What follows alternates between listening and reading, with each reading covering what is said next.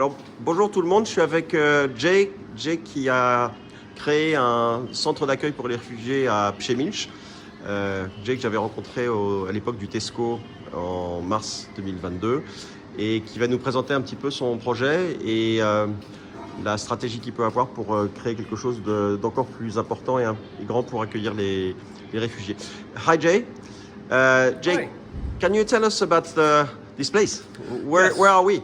Okay, so my name's Jay Rivera. So I'm the site director for Hope Shelter. So Hope Shelter is a short-term refugee shelter that provides people leaving Ukraine with long-term solutions. So this shelter is very different from other shelters that have opened because while we think it's amazing to provide 2-day stays, it's not actually solving a problem. It's actually just a stopgap, just buying time. But what we really do is we help refugees connect them with other organizations that will help them settle and make longer term accommodations so that they can start their lives anew. But to be assured that they are in a safe environment, to give them rest so that they can make those important life altering decisions and giving them all the tools to do so.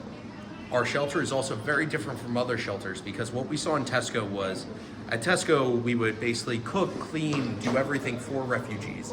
And what that would do, while it was great to provide those services, during the day, all people would do is just reflect on everything that they had lost, on the unknowns that they have that are upcoming, which isn't beneficial.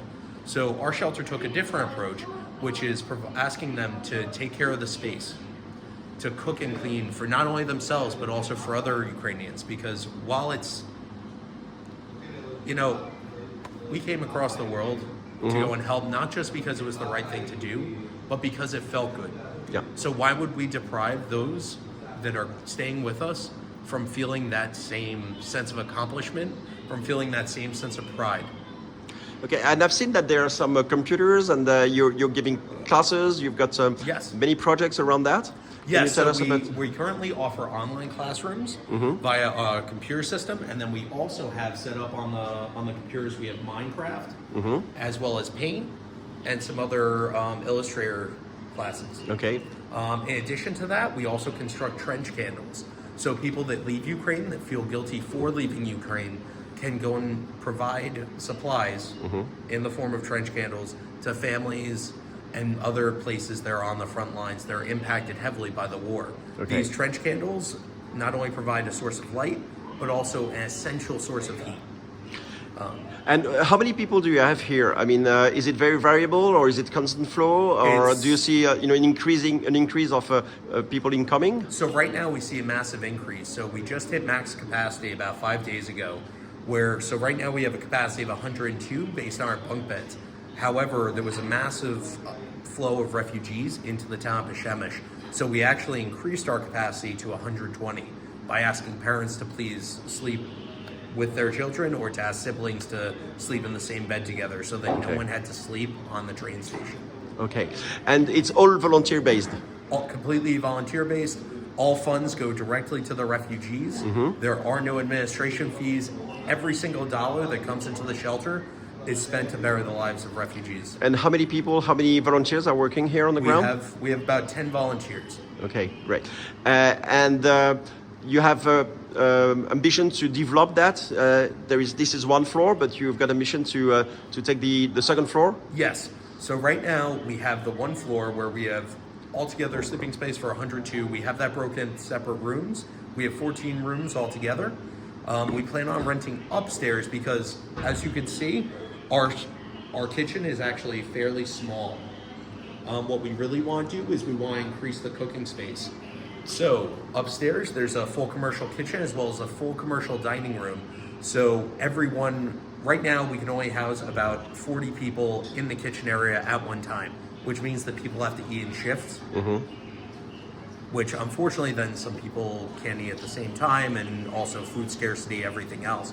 However, having a space upstairs where everyone can eat together as a community would be massively beneficial. It would also allow us to increase our capacity for craft making.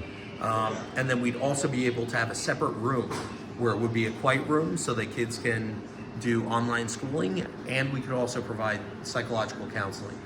Okay, and all that is very impactful and at limited cost because there is no administrative cost, as you said, and Exactly. all that. So, can you tell us a bit what you need, what you're looking for at the moment, and Yes. how we can help? So right now, what we're looking for is $7,000 USD to rent the upstairs room. That includes rent, electricity, and gas. And that's for a period of that's a So monthly. that's per month. That's per month. Okay. Yes. And that's and then okay. Go to ahead. rent out the space down here is 8,000 USD per month. That's including rent, utilities, and coal for heating.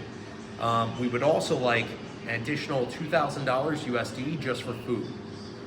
So that would be fresh vegetables, fresh produce, meat, and then spaghetti, macaroni, so that people can make the traditional meals that they become accustomed to, which is also very important because while people are leaving a situation that's very tentative and they're facing a lot of unknowns ahead, it's so comforting to people to have some of that traditional food, to cook it for their neighbors, to cook it for their friends.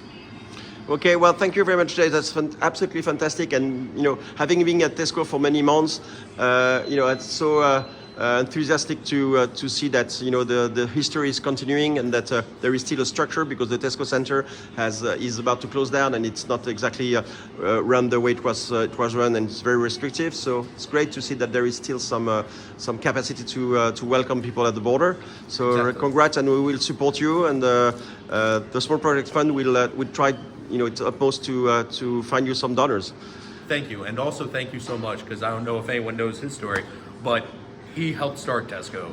So this is just a continuation of the Absolutely. amazing work that he did. Yeah, that's great. Thank you very much. Thank you. Thank you.